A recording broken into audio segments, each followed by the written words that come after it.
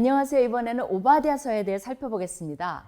오바댜는 구약에서 가장 분량이 적은 책으로 신약의 유다서와 비교될 수 있습니다. 유다서처럼 사람들에게 많이 알려져 있지 않으며 신약에서 한 번도 인용이 안 될 정도로 신약 저자들에게 인기가 없는 책입니다. 그러나 이 작은 책이 하나님의 정의와 심판과 구원을 가르치는데 강력한 메시지를 줍니다. 오바댜라는 이름의 뜻은 여호와의 종 또는 여호와를 예배하는 자입니다. 구약에서 12명 정도의 동일한 이름이 나오지만 이 책을 쓴 저자가 누구였고 어떤 사람이었으며 어느 시대 사람이었는지는 책에서 밝히고 있지 않아 추측만 무성합니다. 여호사밧의 아들 여호람의 시대인 9세기부터 이스라엘이 바벨론에 의해 멸망한 6세기까지 시대에 대한 다양한 의견이 있으나 확실치 않습니다. 그냥 책의 서두에 오바댜의 묵시라고만 하여 자신의 존재를 드러내기보다는 책 전체가 하나님께서 주신 계시의 말씀임을 강조하고 있습니다. 오바댜는 에돔에게 심판을 경고하는 국가적 경고의 예언서입니다. 에돔 족속과 유다 자손의 분쟁 관계는 이삭의 아내인 리브가의 뱃속에서 두 아들이 싸울 때로 역사가 거슬러 올라갑니다.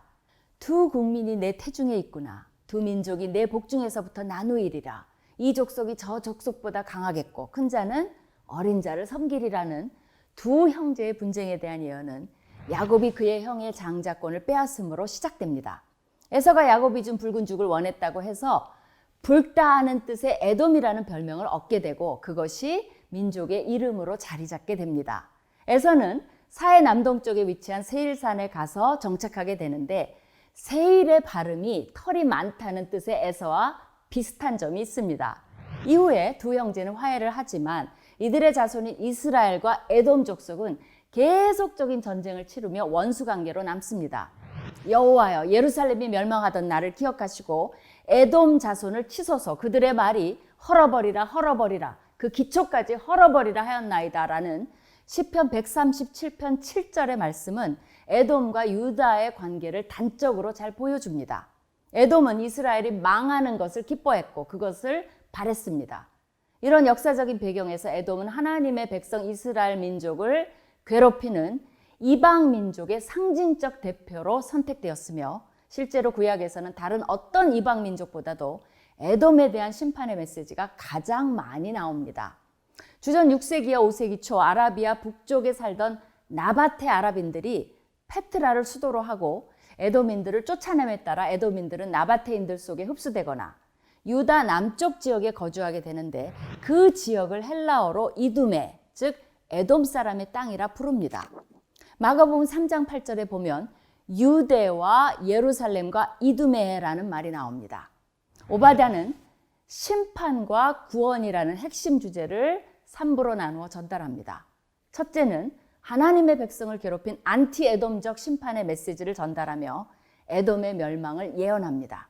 에돔은 하나님 앞에서의 교만으로 인해 심판받을 것이며 무엇보다도 그의 형제 국가인 유다에게 한 포악한 행동들 때문에 하나님의 심판을 피할 길은 없습니다. 에돔은 하나님을 대적하는 열방을 대표하며 여호와의 날, 즉 심판의 날에 그들의 행한 대로 보응을 받을 것이며 하나님의 분노의 잔을 마시고 이제까지 경험하지 못한 무서운 심판을 경험할 것입니다. 이것을 통해 하나님의 백성들을 위로하고 격려합니다.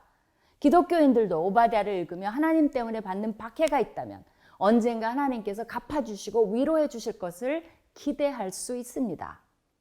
둘째, 여호와의 나라 이스라엘은 회복될 것이며 열방을 심판하는 도구가 될 것이며 궁극적으로 승리할 것에 대한 구원과 희망의 메시지를 던집니다. 그러나 셋째, 마지막 때에 열방을 향한 여호와의 구원의 메시지도 던지고 있습니다. 여호와는 우주적 통치자로서 에돔이 심판을 받지만 메시아의 시대가 열리면 결국 열방이 여호와께 속함으로 이들도 구원과 회복을 경험할 것을 말씀하십니다. 이처럼 작지만 강렬한 메시지가 집약되어 있는 책이 바로 오바댜서입니다.